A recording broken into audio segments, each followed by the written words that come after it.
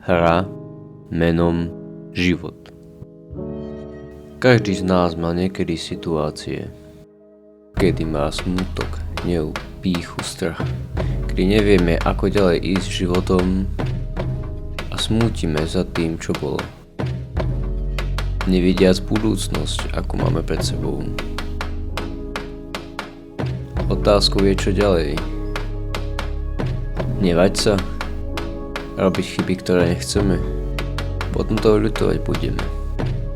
Treba sa zamyslieť. Treba ísť svojou cestou ďalej, aby lepším človekom sa mohli stať.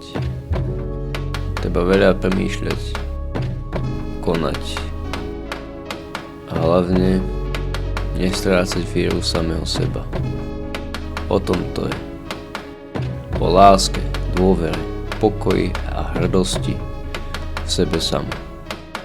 Preto zabudni na svoju minulosť, na svoje chyby, ktoré si urobil, na sklamanie, ktoré si mal v sebe, na obavy, ktoré si spôsobil.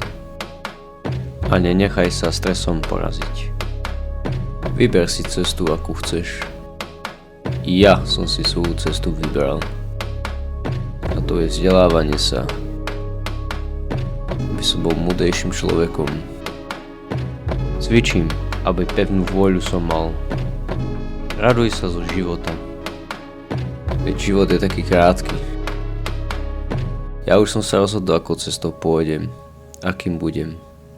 A čo ty?